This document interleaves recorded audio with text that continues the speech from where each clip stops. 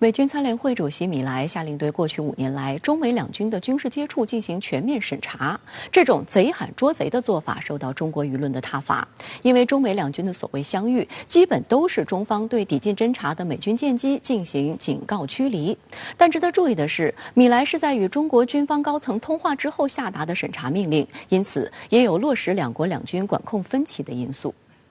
据美国有线电视新闻网报道，美军参联会主席米莱下令启动对过去5年间美中两军的所有军事接触展开全面审查。他在一份媒体声明中表示，过去10多年来，中国在经济和军事上一直在崛起，他们在太平洋地区变得更加大胆。他还强调，保持开放的沟通渠道和管控分歧将降低战略风险。美军的重点是现代化和战备，美军的合作伙伴和盟友网络是力量的源泉。有3名五角大楼官员透露，审查的命令是在本月初米莱和中央军委委员、军委联合参谋部参谋长李作成视频通话后下达的。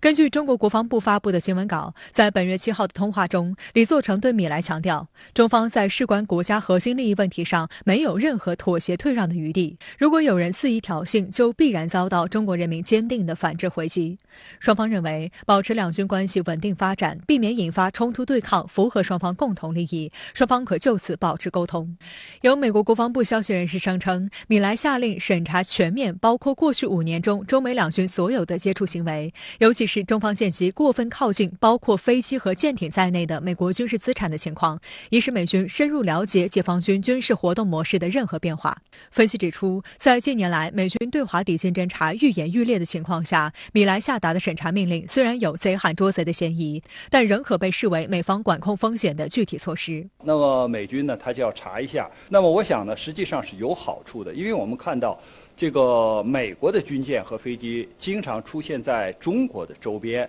啊，经常是我们对它警告驱离。所以我觉得呢，就是美国一方面啊喊着叫着，就是说航行不自由了，这个中国的军舰飞机啊，这个航行或者飞行有危险动作了，那么你自己查一下，到底是谁的军舰飞机威胁了对方。我觉得应该有正面的因素，因为这还是为了避免碰撞，避免就是误读误判。那你这个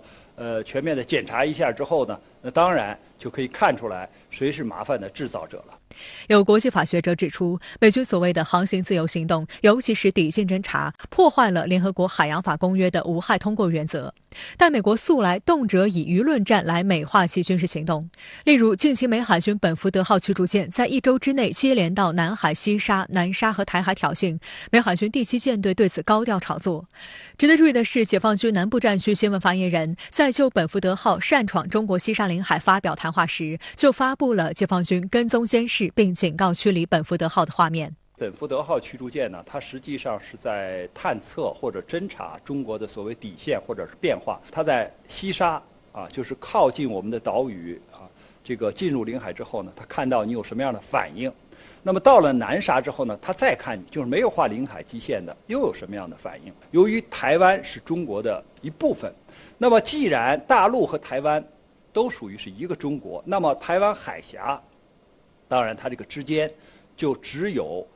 专属经济区，而不存在所谓公共的海域，或者就是美方讲的什么公共的啊这个水域。那既然如此，它就要从这儿穿行，看你有什么样的反应。智库机构南海态势战略感知计划在2021年美军南海军事行动不完全报告中指出，美军打着航行自由行动的旗号，在南海的活动明显增强，大大推高了中美发生海空摩擦冲突的风险。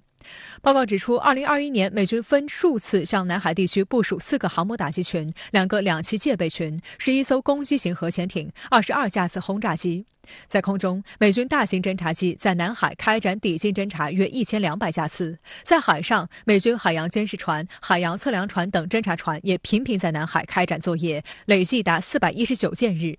据公开数据统计，美军在南海及周边地区累计开展大规模演习演训95次，其中单边演习14次，双多边演习81次。过去中美两军通过一些措施来管控海空相遇的行为，包括2014年签署了多边的海上意外相遇规则，以及2018年原则同意东盟牵头的军机空中相遇行为规则。必须指出的是，这2个规则生效的前提是意外相遇，并且双方都带着善意来应对意外相遇的状况。但是美军对华抵近侦察不是意外相遇，是来者不善，因此并不适用这2个规则。